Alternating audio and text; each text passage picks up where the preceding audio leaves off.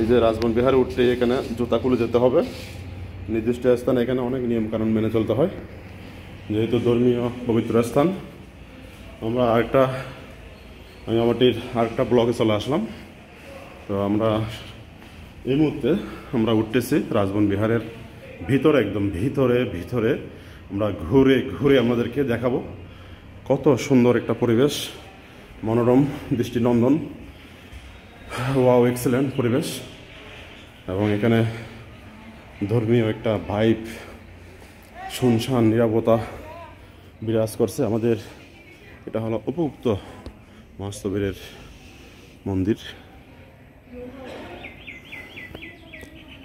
এটা সরাসরি বড়মান্তে কর্তৃক এখানে স্থাপিত উপগুপ্ত স্থবিরের মহাস্তবীরের বিহার, খুবই সুরম্য। এবং এখানে আসতে পেরে অত্যন্ত ধন্য মনে করছি এই জায়গায়। সাধু সাধু সাধু।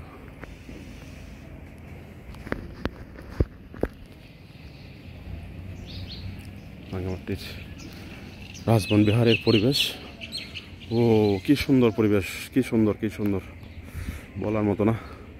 এই যে দেখুন, একটা শাপলা ফুলের মধ্যেই এখানে বিভিন্ন আর্য পুরুষের নাম লিপিবদ্ধ করা আছে। এবং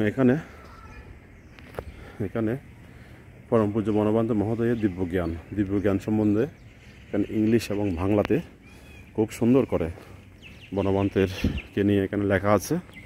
এবং একটা বিজ্ঞপ্তি দেখা যাচ্ছে এখানে, বাগানের ভিতর প্রবেশ নিষেধ, ফুল ছেঁড়া থেকে বিরত থাকুন। এবং এখানে আসলে ওয়াও কি সুন্দর ফুল, ও এক্সেলেন্ট, ভেরি গুড। এই দেখুন, এখানে আসলে যেটা একদম সবার দৃষ্টি কাড়ে, একদম আমি বারবার বিমোহিত, পুলকিত হয়ে যায়।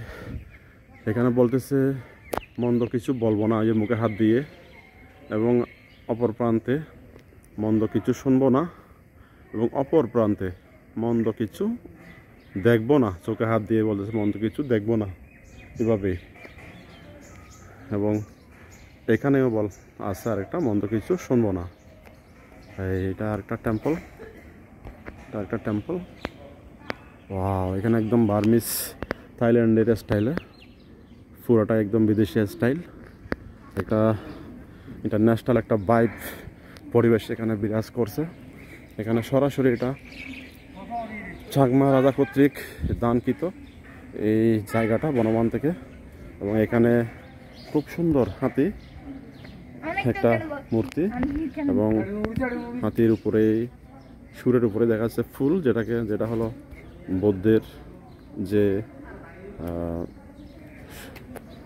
জন্মের শুক্রাণু নিয়ে যেটা স্বপ্নের মধ্যে দেখিয়েছিল ভগবান তথাগত বুদ্ধ সিদ্ধার্থের মাকে, তো সেটা এখানে ফুটিয়ে তুলেছে শিল্পী।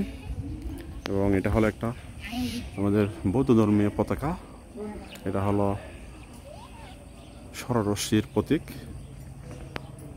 খুব সুন্দর। এবং এখানে লেখা আছে, দরজা বন্ধ করুন, বিহারের পবিত্রতা রক্ষা করুন। ও এক্সেলেন্ট মামা। এই যে হাতির উপরে যে আছে, এই যে ফুলটা, এটা কি জন্য দেয়? যে সময় মা গর্বে স্বপ্ন স্বপ্নে মার ফেতে ঢুকছে, মানে হাতির মাধ্যমে, হাতির সুরে নিয়ে এ পদ্ম ফুল হাতির সুরে মাথায় লইয়া মার পেটে স্বপ্নের মধ্যে ঢুকে গেছিল, স্বপ্ন দেখছিল মা, ওইভাবেই মানে ওই সিদ্ধার্থ জন্ম নিয়েছিল। সেটাই এখানে ছবির মাধ্যমে এখানে শিল্পীর আঁচড়ে ফুটিয়ে তোলা হয়েছে। খুব সুন্দর আসলে মামার বর্ণনাটা। মামা, আপনার বাড়ি কোথায়?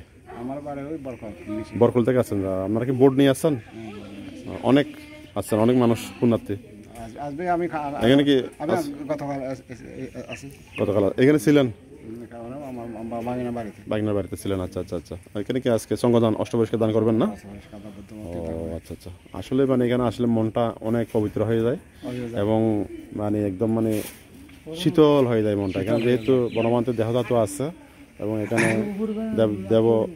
দেবতাদের আনাগোনা আছে। এখানে এই পরিবেশটা খুবই ভালো লাগে, খুবই ভালো লাগে। আসলে আপনি যেরকম, আমি যেরকম, আপনি সেরকম। আমার মন প্রাণ যেরকম, আমি মনে করি আপনার মন আমার দিনের মতো, আমার প্রাণের মতো। আমি যে আদর করি, আপনাকে এরকম আমার আদর লাগে। আচ্ছা আচ্ছা, মানে একে অপরের প্রতি মৈত্রী পরায়ণ হওয়া, এটা বৌদ্ধের শিক্ষা, ধর্মের শিক্ষা, সঙ্গের শিক্ষা। খুব সুন্দর কথা বলছেন। আপনার নাম কি? যে আমার নাম প্রভাত। প্রভাত চাকমা। প্রভাত চাকমা, আচ্ছা, বরকল বাড়ি। আচ্ছা আচ্ছা আচ্ছা, যাক, মামার সঙ্গে পরিচয় হয়ে খুব ভালো লাগলো। আর মামা তো প্রায় আসেন না এখানে? আমার একটি মানে সাধারণ সরকারি ফৌজ একটা দায়িত্ব আছে, প্রভাত খারবারি। প্রভাত কারবারি, আপনি? ও, আমি কারবারি। ও, মানে লিডার। ও, নাইস টু মিট ইউ।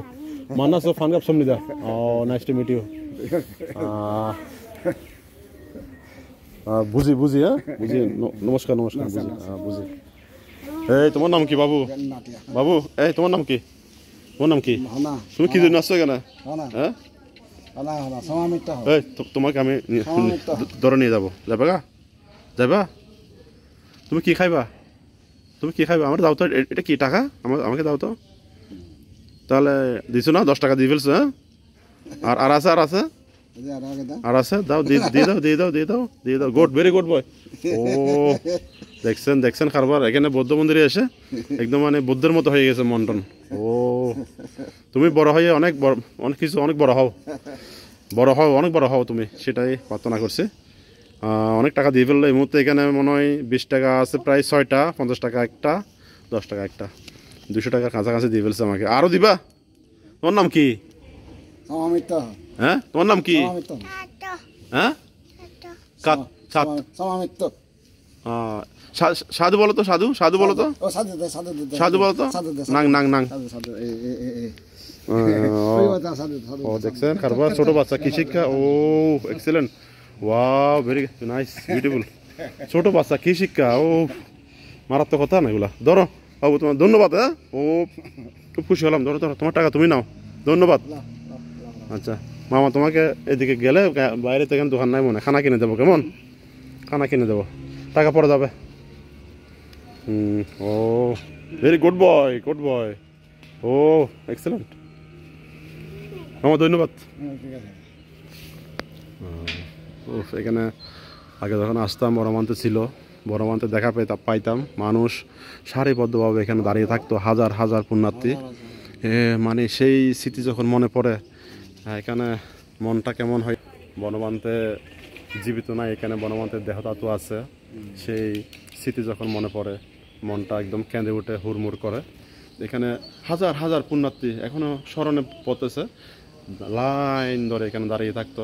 কখন বনমান্তে আসবে, কখন বনমান থেকে একটু এক নজর দর্শন করবে, এবং বনমান থেকে একটু করে স্বয়ং দান করবে, পিণ্ড দান করবে, এবং জিনিসপত্র একটু বনমান্তে লাঠি দিয়ে বা হাত দিয়ে একটু গছিয়ে নেবে। সেই পুণ্য মানুষে অনেক পুণ্যার্থী এখানে জড়ো হতো।